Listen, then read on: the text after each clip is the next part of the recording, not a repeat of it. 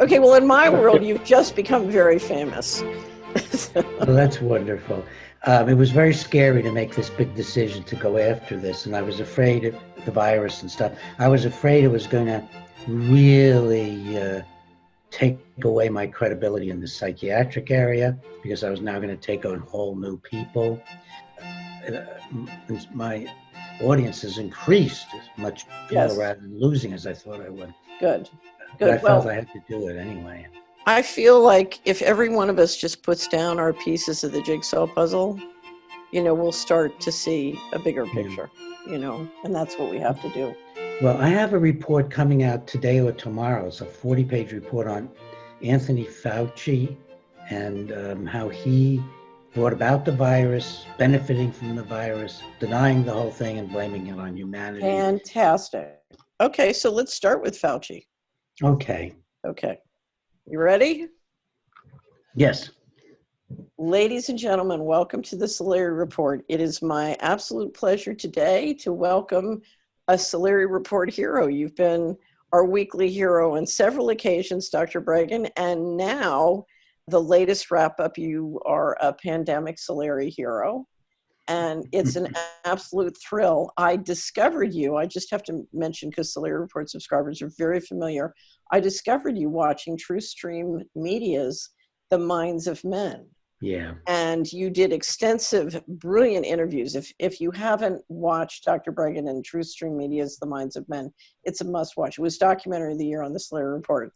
And I watched it and I said, not only is this guy brilliant, and not only is this guy fearless, he must be excessively competent because he's still alive.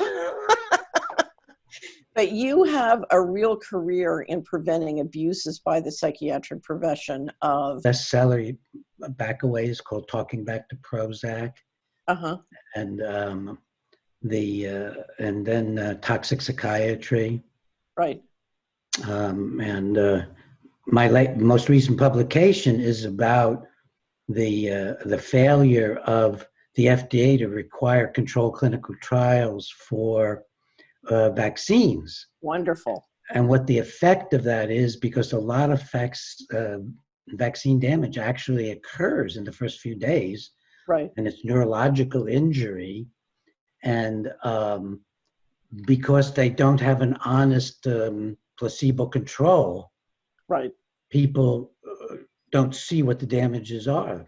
It's right. Like they're comparing, what they do is they compare one poison to another. They compare their own vaccine to an approved vaccine, right, instead of to a saline injection, right, a neutral.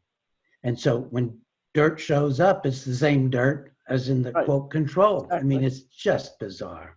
Right. And the vaccine court, I couldn't believe that when I learned there was no way to sue the companies. You had to sue the government in a prearranged vaccine court where all the advantages were on the side of the government. Right. So we decided we were just going to do that. But what really turned the corner for me is what I want to talk a bit about today. Ginger was pursuing a paper that she had heard about on Twitter, which sounded so bizarre she couldn't believe it was true. And finally she got it, printed it out, and brought it to me and said, let's look at this. And I said, no, that's an actual scientific paper, honey. And I read down it, and yes, it is. It's a collaboration between the United States and China in building SARS coronaviruses that will attack humans. They're SARS. They do that acute respiratory infection. I said, but how is that possible? How could doctors, mostly at North Carolina, but also the FDA was involved, how could they be collaborating with two Chinese from the Wuhan Institute to make a pathogenic coronavirus? And is this the same one we have now? Turned out not to be. Right. You know, what in the world's going on here? So I started looking into it, and the funding was coming mainly, and all the pushing for it, from Fauci's Institute, National Institute for Allergy and Infectious Diseases. And then I started just looking at that trail. But Mm-hmm. the first thing we did was I wrote a blog on it, and then we did a video on it, and we put it up. I have a very large YouTube presence. Some of my videos are approaching 1 million now over the Mm-hmm. years, and we do a little radio TV show once a week that gets in the thousands. Um, and I started to just outline what in the world this article could be, what kind of damage it was doing. Why would the U.S. be collaborating with the Chinese on building essentially biological weapons? Because once you've taken a virus as common and as infectious potentially as a coronavirus, and you've made it a pathogen, taken just a normal one out of some poor bat you grabbed out of a cave in China, and you make it a pathogen, the virus a pathogen. I mean, this would be like inviting the Chinese into our atomic bomb facilities and saying we've found a way of doing this new and better and smaller weapons, and maybe you can sneak them inside us if we have a war. You know, this is such craziness. And we had some connections into Trump's circle. So we sent it to those people. We put it online. Ginger called everybody she knew in the media.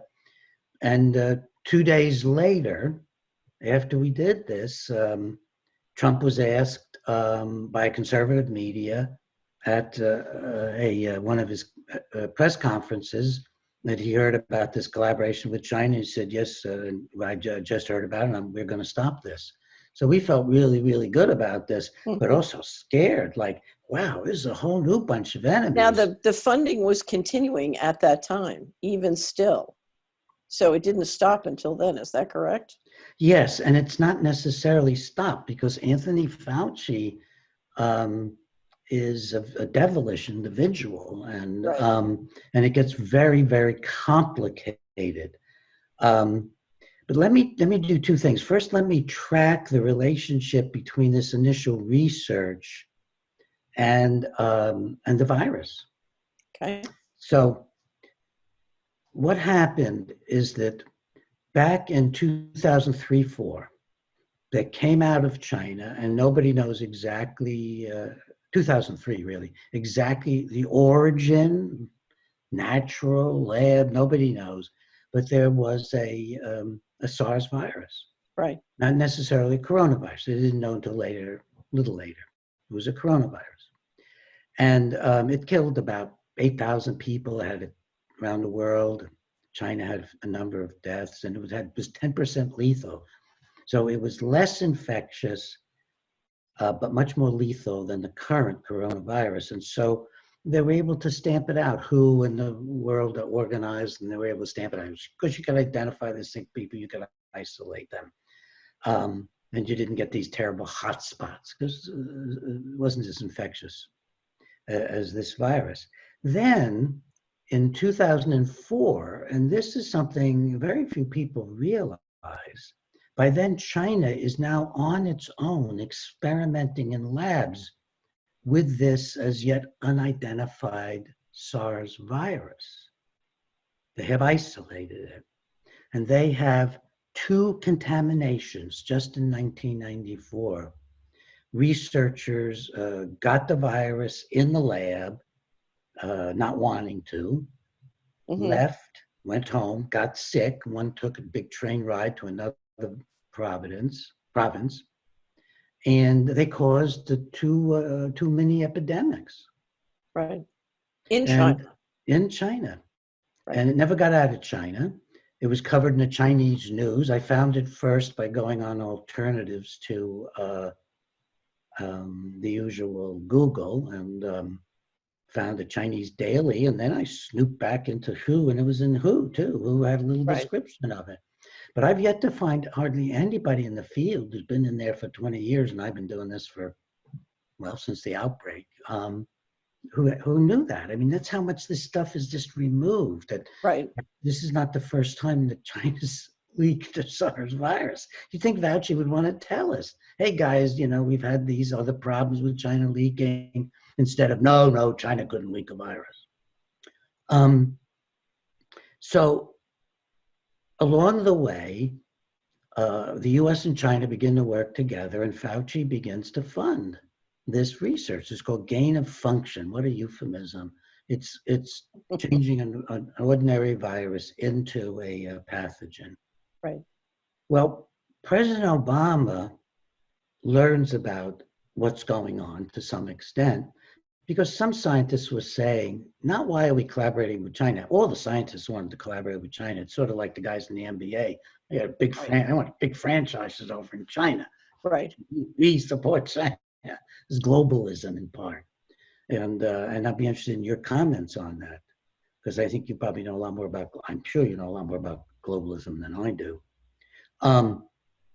And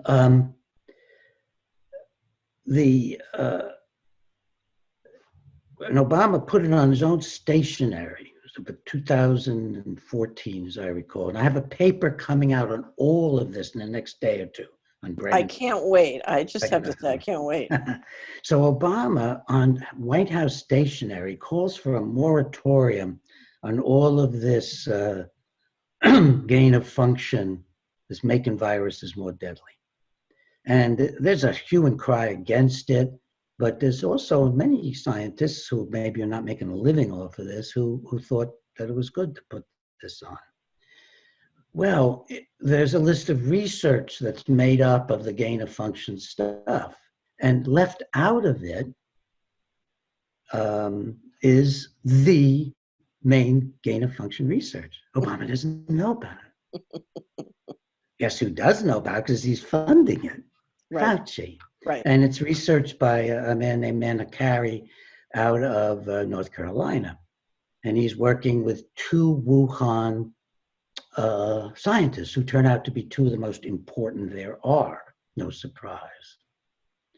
One of them is a man named G.E., and the other is a lady who becomes the Bat Lady and is written up and praised in Science and in other resources, because everybody in science, New England Journal of Medicine, doesn't matter who it is, JAMA, the British journals, they all love the Chinese.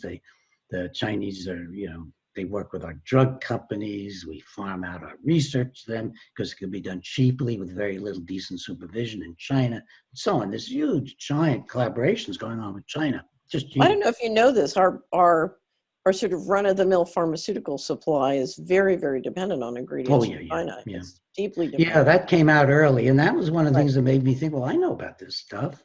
I can learn what I need to know. That's right. We totally dependent. We just outsourced everything. Right. So this is outsourcing. So what does Fauci do when it's really clear that the one thing he just has to cut back on it at least? He outsources direct support for the Wuhan Institute. Fauci outsources it through an organization called EcoHealth Alliance, which is this international, powerful, scientific, industrial group. He literally.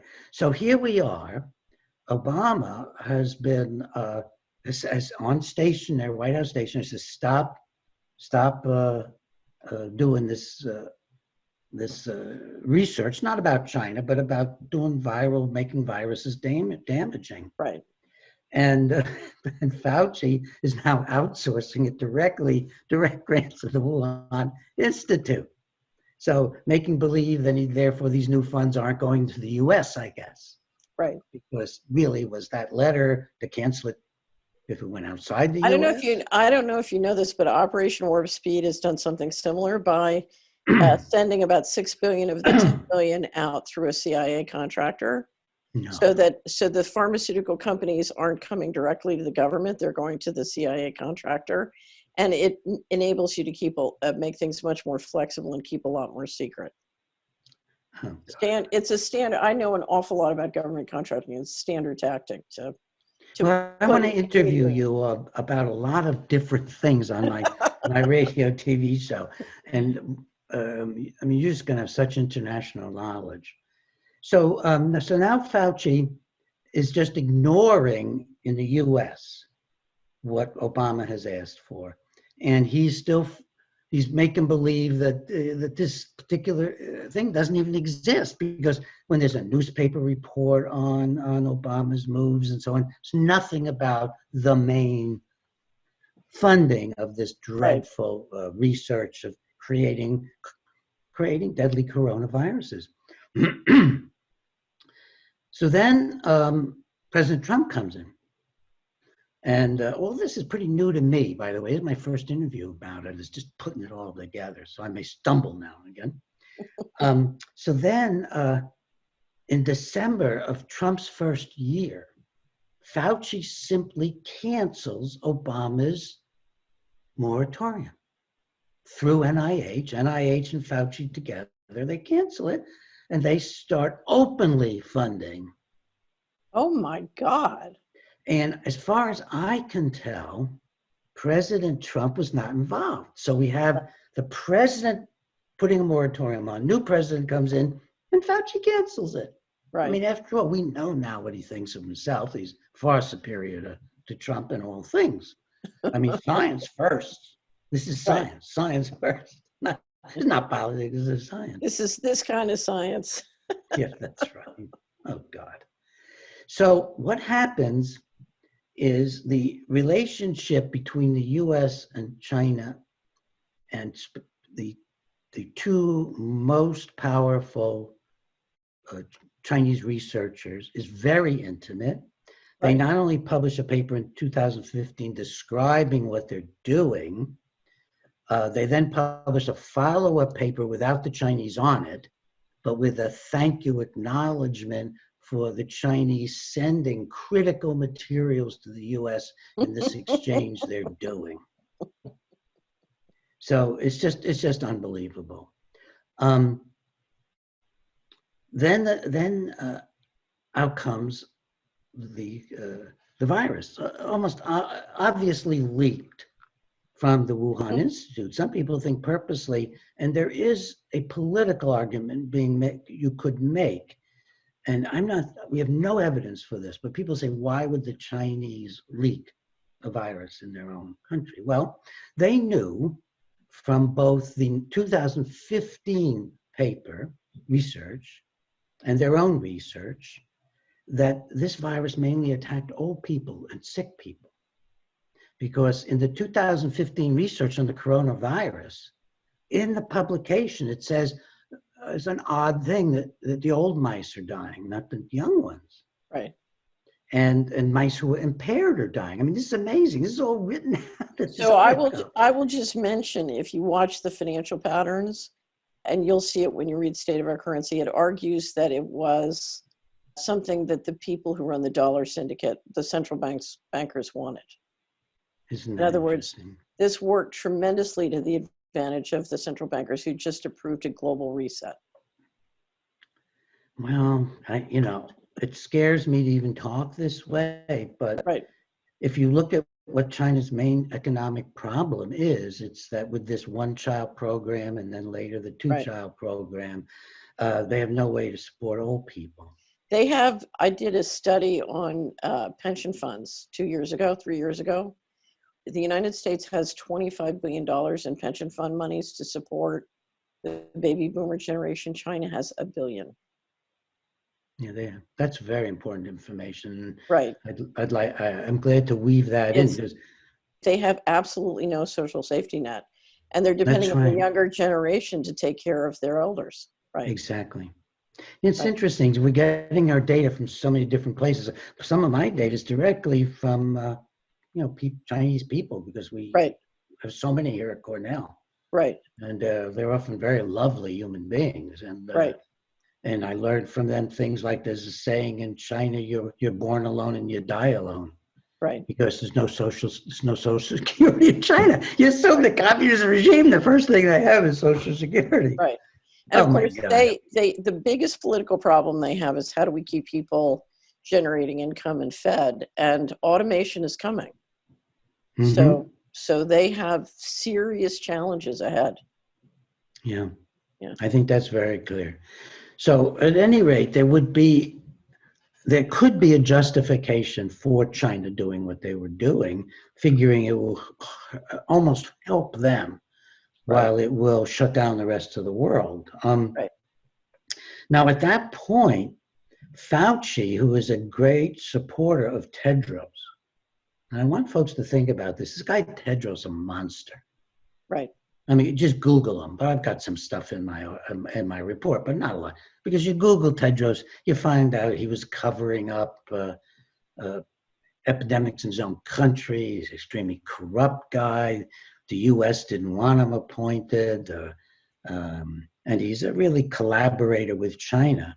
Right. So when this thing first comes out, Fauci and Tedros cover up for China. Right. And at one point, it was very telling when Fauci is at a press conference undermining Trump, literally in front of the nation. He's saying Tedros is a good man, great man. And Trump is saying, we really want to get into this, but, I don't think so.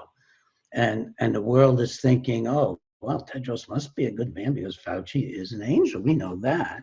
So Trump must be bad man. And Fauci actually says, in fact, I just got off the phone with him 2 hours ago. Right. I mean, that's how close these Right. people are.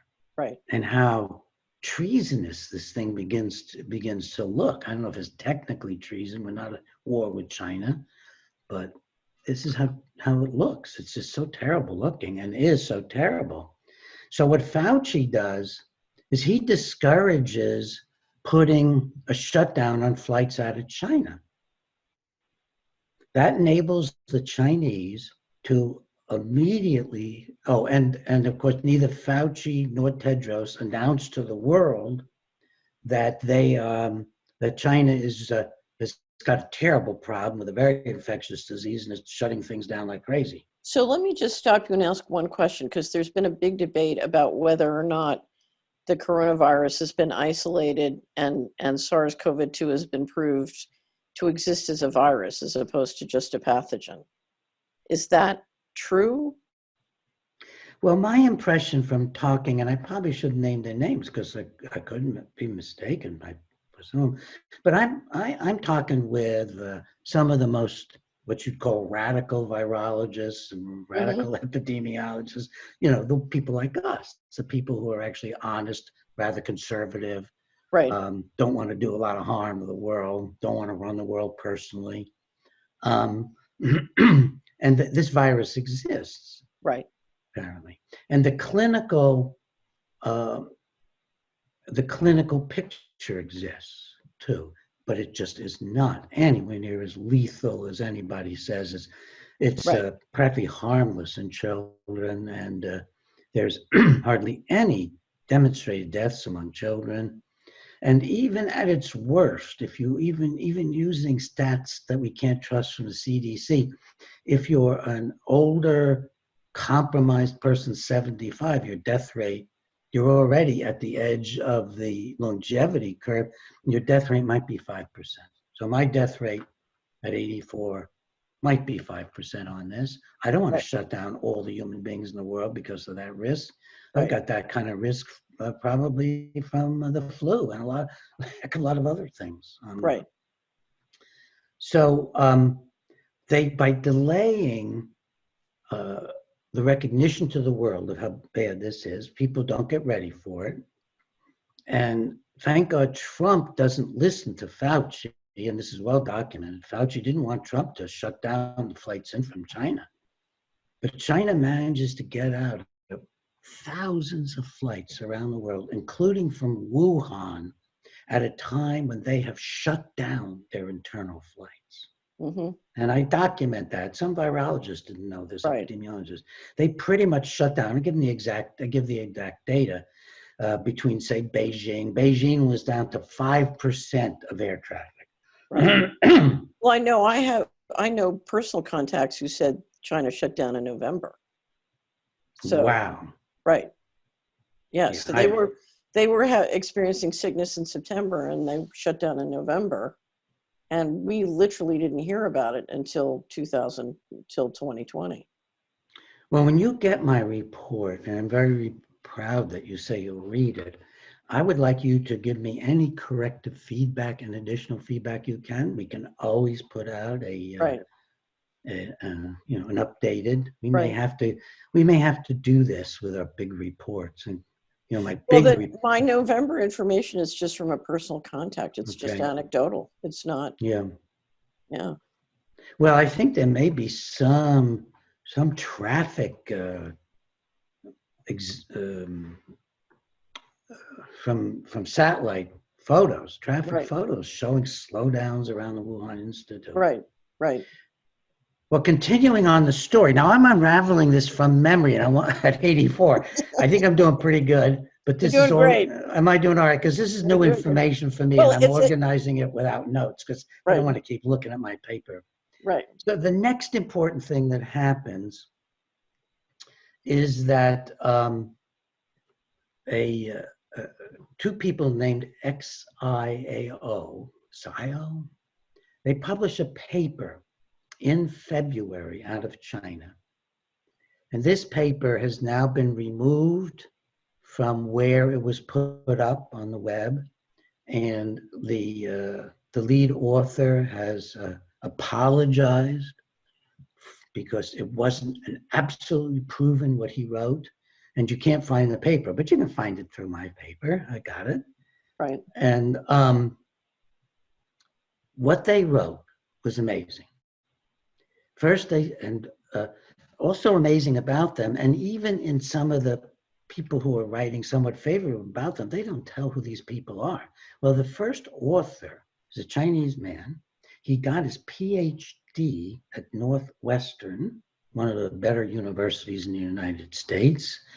And after he got his PhD, he did 2 years of research fellowship at Harvard Medical School in Boston, a place I passed through as a resident in psychiatry, not as a medical student. I was there for a year, and then he was for a time in Wuhan, and then he moved on, and he is a professor at one of the top universities in the world in South China, University of South China Technology or Tech or something. The second author is a professor, both again a researcher who lives in Wuhan. So these are really spot-on people. These are not just, Chinese researcher, which is what the sense you get. And they found, first of all, by interviewing dozens and dozens of people, they cite the number, that there were no bats in the Wuhan market. They don't sell them anywhere in China for food. Not in China, in the Wuhan area for food. They would have had to fly 900 kilometers from the caves to get there. That the virus looks like a virus that has been, man-made, which another Chinese will go into much more detail about later. And furthermore, that Professor G at the Wuhan Institute has long been working on taking coronaviruses, and so is the bat lady, out of bats and putting them in a way they can be manipulated into the Wuhan labs. And that involves tinkering. You just don't take out the virus and you keep it in the vat, and the bat hangs there. And no. You take the virus out of the bat, you put it into various stews to keep it alive, and you are beginning, for example, the coronavirus, SARS-CoV-2 is apparently in a stew with HIV material in it, because that's in there. I have to stop you for a second. One of the funniest series of interviews and discussions I've ever read on, I'll call it biohazard fraud or healthcare fraud, was a PR executive explaining to John Rappaport how they used the green African monkey on HIV. And why getting bizarre exotic animals from foreign places helps you engineer fear and get people to stop asking questions. He's got a whole series on it. It's amazing. This is John's work? Yeah, no, it's fabulous. And the first time I ever heard a I'll put that on my list to send you one of the great quotes that I always use on the green African monkey. But as soon as I heard the bat from the Wuhan market, I said, oh, it's the Chinese green African monkey. Here we go. Yeah, that's what it is. It That's what is. it is. Yeah. So these two researchers, spelled XIAO, these two researchers then went on to say that, but we have all this material we know that Dr. G is working with. And of course, there have been so many leaks from these facilities in the past. Right. And by the way, another Fauci thing. Fauci approved the Wuhan Institute as a level 4 top biocontainment facility in order to outsource the research to get around Obama. And he knew that this place was unsafe. That's another thing he did. I mean, he's really responsible for a lot of what we're going through. Well, it sounds to me like he wanted a place that it would be easy to leak out of.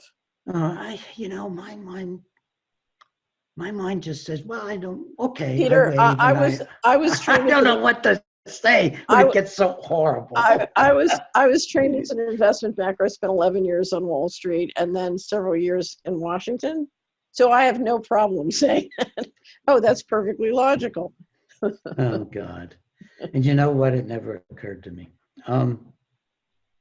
How can I still be naive? I mean, I'm the guy who looked inside Eli Lilly and saw all the fraud they were doing. It's hard. It's hard. It's hard if you have empathy to understand how people who don't have empathy can organize and cooperate to achieve great things. Yeah, and as a therapist, I'm a therapist. I still see patients and love it. And when you see patients, you can have empathy for all of them, and they all have empathy for other people, or they wouldn't be getting help, seeking it. Right. These, Fauci doesn't go to counseling to find out why he's so violent. Right. So I don't get to see them. I only get to see them somewhat through my legal work, with but not generally even there. Not to oversimplify, but what I've said for many years is crime that pays is crime that stays. And the reality is the general population has had a almost Stockholm syndrome relationship where we continue to tolerate, even admire and support the people who centralize political and economic power using these means. I mean, they use these tactics because it's worked. It continues to work, and it's going to work until it stops working. We have to engineer the conditions that stop it from working. Yeah. Well, I'm with you on that. And I would like to, again, just spend some time privately or in front of the cameras, which seems to be the only place I have intense conversations other than with my wife. So let me ask you a couple of questions more about this Fauci paper, and I can't wait till it comes out because. And I'm only giving you a taste, folks. There's so much more in it. The information, there's a lot of information around what I would call Fauci shenanigans, but I haven't seen it all brought together in one place. And I think the more we can do that, the more helpful it is because it helps you understand. So I have several questions I want to bring up. I think one of the very important facts in and around what Fauci has been up to is the December meeting in Switzerland, in which we saw the gathered sort of vaccine programs globally admit that they had no tests to prove that vaccines were safe or effective, individually, let alone all collectively in one little body. Do you think that meeting had an impact on what's happening now? Why don't you tell me? You've done deeper thinking about this than I have. Tell me what the heck is going on? What you think is going on? I think the global vaccine programs were dead in the water as a result of that. I think they were truly threatened. And the question was, if you consider it extremely important to inject a series of things you want injected into people's bodies through vaccines and those programs, what they talked about at that meeting was that literally 30% of the healthcare providers and parents were seriously questioning both safety and efficacy and wanted science, and they wanted to see science. And everybody basically admitted in front of the cameras, which surprised me, that they had no science to support it. One fellow from Nigeria was very eloquent and said, I don't just want science on the individual vaccines. I want science that says putting them all together in a cocktail in one little body. They can't possibly have science on that. Right, they have don't. Nothing. Well, it was clear from the conversation in their faces that was the fact, that there was no, the whole thing was really a bluff. And then they lie. They come out. I've read one statement by a proponent of vaccines that the total load given to an infant and child was not even 1% of what a child could handle. Oh my God. I mean, how do they know that? How do they know that two of them in combination can be handled when they haven't done any research on it? Right. But let me just say, I did not know that they felt under such threat. So this is new information for me. Well, that's my belief from watching it. Yeah, makes sense. They would want to head it off way in advance. Right, because this was, basically what they were being told, you've got to produce science that says they're safe and effective individually and collectively to get over this marketing challenge. We have any serious marketing challenges, and here's what we need to get over it. And it was interesting, there was an anthropologist from London, her name is Dr. Heidi Larson, who presented this material about this is what we need to get over the growing obstacles and objections to, I don't even call them vaccines because I don't think they're medicine. And I sent her an email after watching her, and I said, Dr. Larson, could you please disclose the vaccine schedule you've used on your children and the vaccine schedule that the people at the Gates Foundation, both management and board, have used on their children? Of course, I got no reply. Yeah, you're wonderful. No, I believe in intimate responsibility. So here's another question I have, and this comes back to sort of investment banking view of the world. Charles Lieber was a professor in the chemistry department at Harvard who was arrested right as the brouhaha started because he had entered into a contract with the Wuhan laboratory that looked to me somewhat contiguous to Fauci's activities in Wuhan. This is the kind of action, he was arrested by the Department of Justice. This is kind of action that's taken to make sure somebody shuts up. And if you look at his website for his Lieber Research Group, which is a side business that he operates, he appears to be one of the leading experts in the world on brain-machine interface that can be injected. Wow. So does he have ties to Elon Musk? That would be interesting. I remember one writer referring to possible ties, but I really don't know. My number one big question is, what was Lieber doing in Wuhan, really? Why do they want to shut him up? What's his relationship with Fauci's funding? And was part of what happened in Wuhan a prototype gone wrong? Including with injectable brain-machine interface. Because some of the patterns reported, not that it's reliable reporting, clearly look like neurological damage. I don't know, but I was curious if you had ever looked into. No, this is new for me. This is just fascinating. Right. Well, I have two researchers who've been helping us and trying to identify all the different technologies used with injections or injection related to try and institute what Moderna calls the software of life. In other words, putting an operating system in a human's body. And we finally gave up trying to track it all and created a database called Dr. Gates's Creepy Technology. Just because there's so many different things being tried and prototyped. You know, so it's impossible, it's impossible to understand where they're going with all this because you're in a very creative period where they're just trying everything. Yeah, that's what I get from the latest stuff out of Elon Musk, that they're just, he is, one of my blogs discusses this because there's a new thing that has been already put on the market, but then I've heard nothing about it. But I mounted a significant attack when I found out that they were putting out a cap that would put 2 electrodes on the head of a child. Right. Oh, your interviews and publications on that was fantastic. I was publishing them and sending them everywhere. Oh, God bless you. I didn't even know you were out there. Well, but here's the thing. You managed, even though you are a very, educated and experienced expert, you managed to communicate the most incredible outrage with your coverage of that. So how you got all the technical expertise combined with the outrage was very impressive. But and you couldn't believe that the FDA would approve something this psychotic. I mean, it was words or demonic. I can't find words. Well, here is where I have a lot of evidence. It's not a conspiracy theory.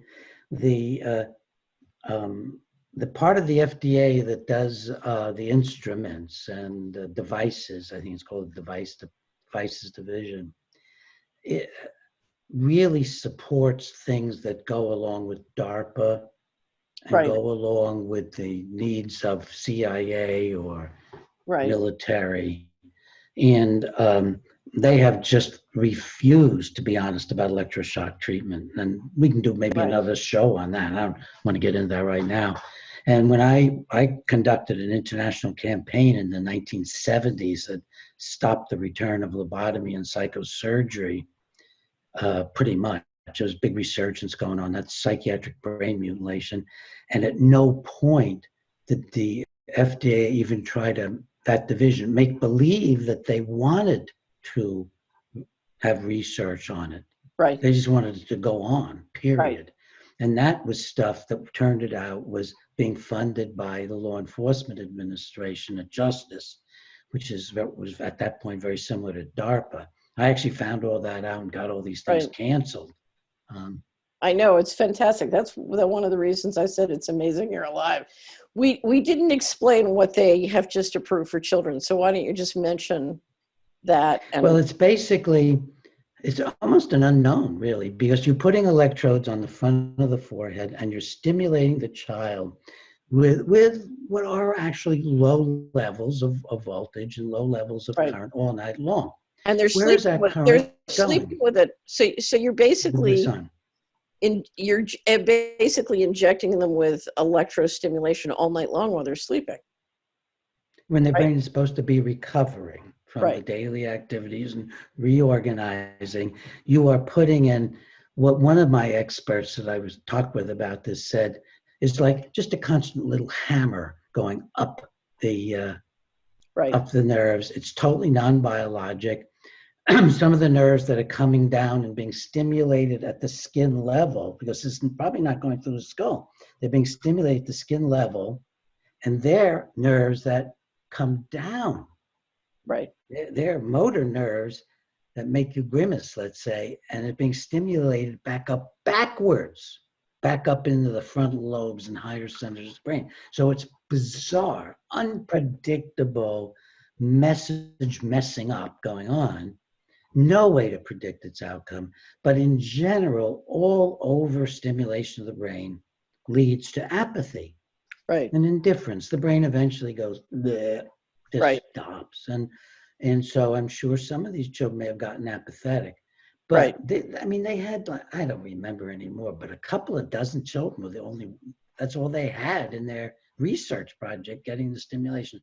They didn't even have to have 2 studies at one little, it was so clear that there was some motives. Right. It was barbaric and clear that the device division had something they wanted to do. And it dovetail with Elon Musk and his stuff. And Musk says was saying he was sure he could get it in a speech that I criticized with material I got from Aaron and Melissa Dykes, our mutual friends who did that great movie, The Minds of Men.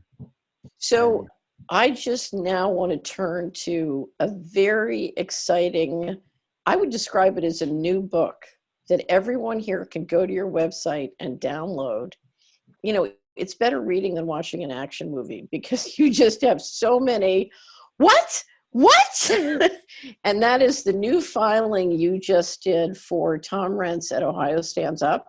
We just had a wonderful interview that John Rappaport did of Tom on the Solari Report. It's up on the website. And so I've read his filing. And when I went to your website, I discovered that you've prepared this. I was so excited. I couldn't stop. You know, I was like cheering and jumping up and down, and there was no one to celebrate with. So, but now I can. This is a remarkable, this is like the War and Peace of the COVID-19. That's not even the one I just put out. This is the original big one. So I'm looking to read Fauci, but let's go back and talk about, it's called COVID-19 Public Health Totalitarianism, perfect name, Untoward Effects on Individuals, Institutions, and Society by Dr Breggin, MD. This is a tour de force. This is everybody's got to go to your website and read this. I just said, this guy has a very big brain. The attorney, Jeff Rentz, who got to me through Pam Popper. I don't know if you know Pam. She's a... Yes, tremendous. I'm a member of her website, and I'm a member of your website too. So it's a whole new world for me. But Pam introduced this attorney to me, and he, you know, I think he thought I was going to give him a psychoanalytic discussion of what happens to people who are caught up in rooms or something, and so on. And I talked some about that, but I've been thinking about the world and freedom and totalitarianism. I've written about it, which most people don't know. And it was like I took together 84 years since birth and just wrapped it around COVID. I couldn't believe it. And it was such a pressure. He needed it on a certain date. And I did it in 1 month. I have to tell you, if I was a judge, this document would be compelling. Now, I think his filing is very compelling, but I think this document is unbelievably compelling.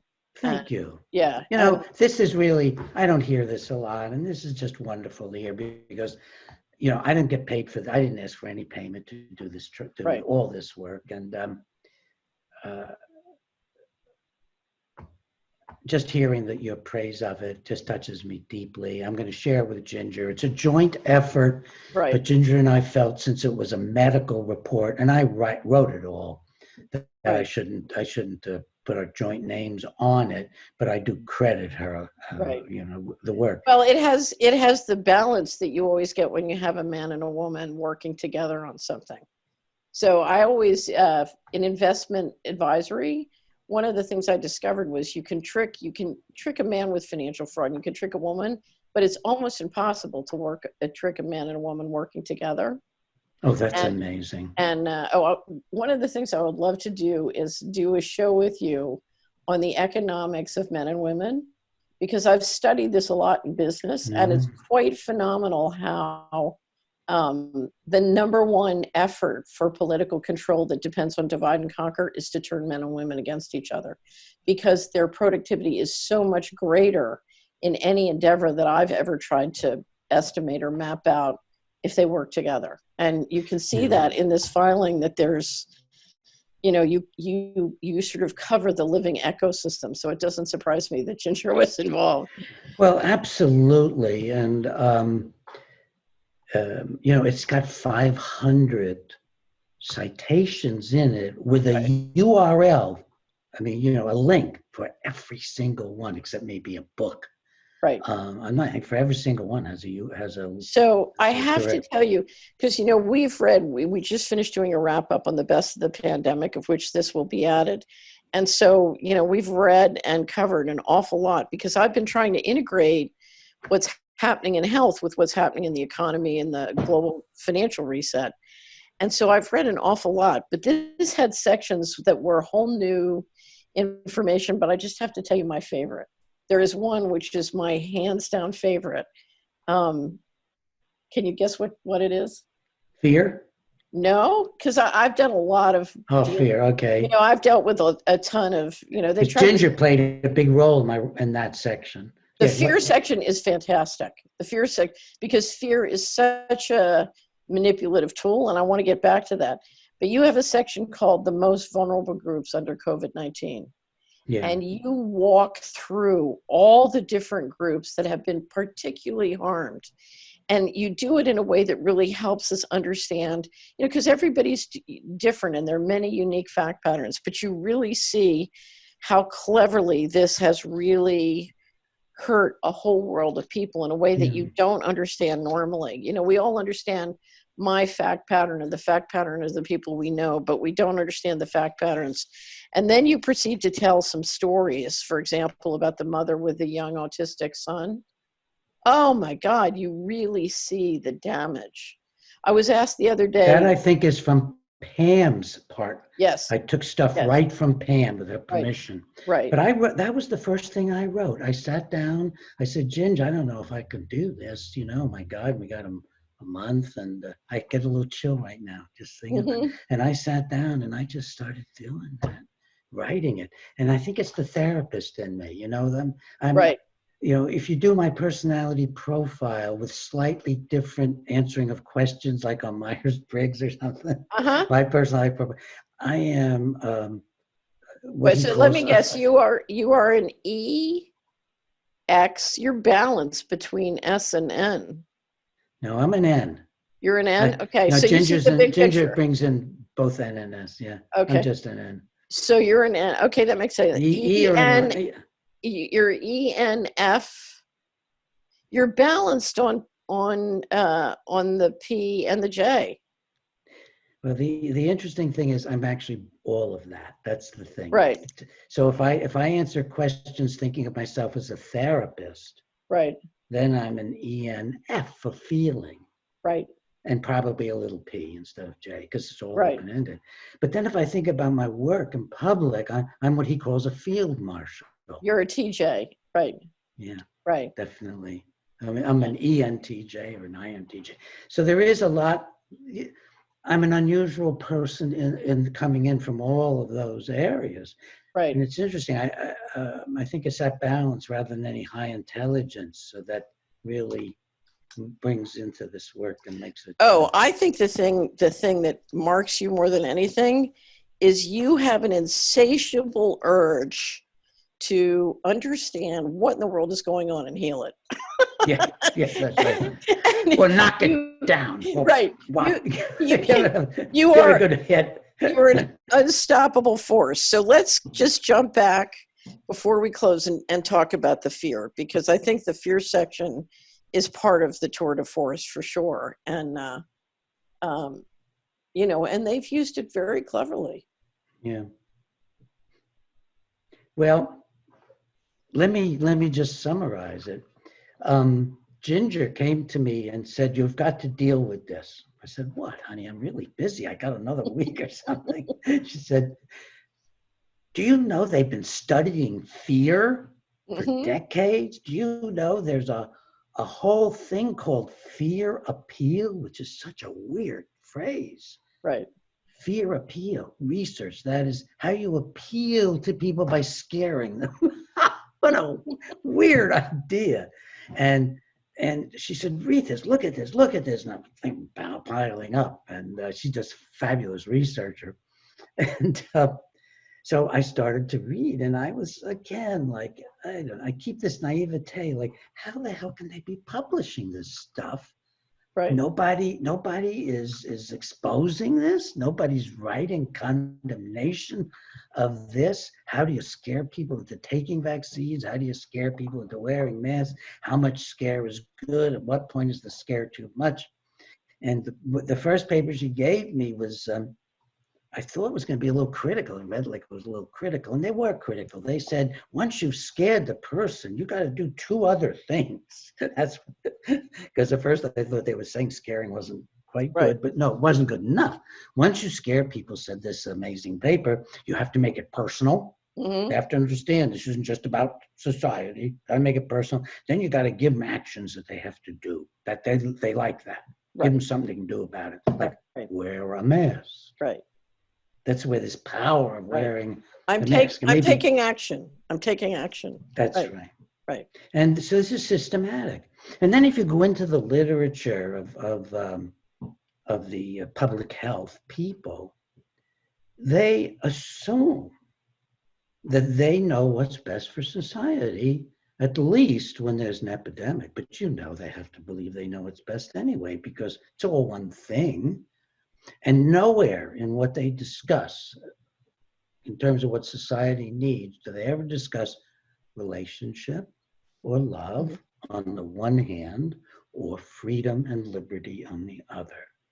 Right. And to me, what life is about is a good measure of liberty and love, good measure. Lots of liberty, but not in the absence of love, without which liberty is a nasty thing even. You gotta have liberty and love. And our founders knew that. Right. You have to have liberty and social relationships. I should end soon because, believe it or not, I'm recording my TV in 45 minutes. Okay, well. This has been one of my most fun interviews ever. Oh, I'm so glad that you've joined me. So I'm going to put links up for your COVID-19 War and Peace tour de force. Fauci is going to be published this weekend. Yes, I'm hoping to get it up this week. Definitely, yes. So today's Friday. I want to get it up Saturday or Sunday. Okay, we'll put up a link to your website, but just briefly tell people how they can sign up, how they can access your TV program. How do they plug into everything? Well, the easiest way to plug into everything is go to breggin.com, BREGGIN.com. Just tool down a little past the Coronavirus Resource Center and go to the frequent alerts and sign up. I never say this. I should say this all the time. Yeah. Sign up for my frequent alerts. They're free. We put out somewhere between 4 and 6 a month or so. I mean, usually more than once a week. So I'm on your list. They're great. There's always something very informative and interesting. So they're good. Great. Yeah. Thank you so much. And I just want to say, if you haven't seen True Stream's Minds of Men, you must watch it, and you must see Peter just change your world. You will never again say, why is no one doing anything? Well, and I'm not in the first. There's 4 parts basically the way it's shown, and I think I start showing up in around second. End I of think part we're in the 2. second. Yeah. And then 3 and 4. Okay, well, Peter Breggin, thank you. Thank Ginger you for everything you're doing, and we're in cahoots. So let me know how I can be of service. Okay. Thank you. Have a wonderful day. Bye now.